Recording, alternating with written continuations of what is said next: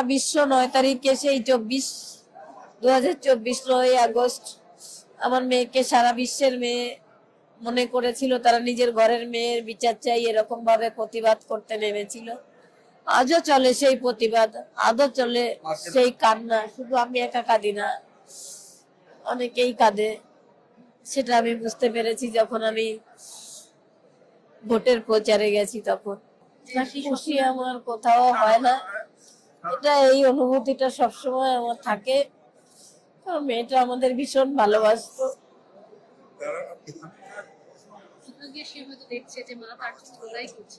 হ্যাঁ, এখন মা বাবা দুজনেই এবং যেভাবে আপনি সারা বাংলা জুড়ে যেভাবে সবার কাছ থেকে বলেছেন এবং সবাই ভালোবেসে আপনাকে এইভাবে বিপুল ভোটে বিক্রি করেছে, হ্যাঁ। যেভাবে চোখের জল একজন মায়ের সন্তান হারানো, কিন্তু আজকের দিনে কোথাও কি হয়তো খুশির একটু অশ্রু ধারা পড়ছে। খুশি আমার কোথাও হয় না, এটা এই অনুভূতিটা সবসময় আমার থাকে। কারণ মেয়েটা আমাদের ভীষণ ভালোবাসতো। সে হয়তো দেখছে যে মা তার জন্য লড়াই করছে। হ্যাঁ, এখন মা বাবা দুজনেই এবং যেভাবে আপনি সারা বাংলা জুড়ে যেভাবে সবার কাছ থেকে বলেছেন এবং সবাই ভালোবেসে আপনাকে এইভাবে বিপুল ভোটে বিক্রি করেছে, হ্যাঁ।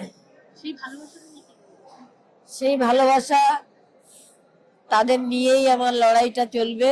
এবং আমার মেয়ের তো বিচার চাই, এবং সাথে সাথে অন্যান্য মেয়েরা যেন সুরক্ষিত থাকে, কোনো বাবা মার যেন আমাদের মতো সেই দিনটা দেখতে না হয়, সেটাও থাকবে। এসেছিলেন একটা ভয় ছিল, কারণ এর সঙ্গে কোনো যোগাযোগ ছিল না, কিন্তু মেয়ের হয়ে আপনি লড়াই করতে এসেছেন এবং এতটা লড়াই করতেছেন যে মানুষ জিতিয়ে ছাড়লো। কত মানুষ রাত তখন করেছিল, প্রেমে পড়েছিল আপনার জন্য। সারা বিশ্ব আমার সাথে ছিল।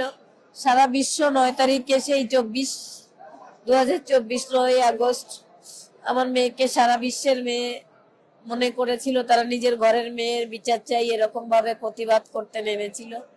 আজও চলে সেই প্রতিবাদ, আজও চলে সেই কান্না। শুধু আমি একা কাঁদি না, অনেকেই কাঁদে। সেটা আমি বুঝতে পেরেছি যখন আমি ভোটের প্রচারে গেছি। তখন অভয়ের বিচার তার মানে সারা রাজ্য সারা বিশ্ব যেভাবে বসে আছে, নিশ্চয়ই আশা। হ্যাঁ, অবশ্যই সারা বিশ্ব আশা করে আছে এই বিচারের জন্য। শুধু একটাই কথা, মেয়েকে আজকের দিনে কি বার্তা দেবে? মেয়েকে বার্তা দেওয়ার কিছু নেই, মেয়েই আমাকে অনেক বার্তা দিত। মা, তোমাকে অনেক পড়াশোনা করতে হবে, নিজের আইডেন্টিটি তৈরি করতে হবে। তো এগুলো বোধহয় তারই ফল।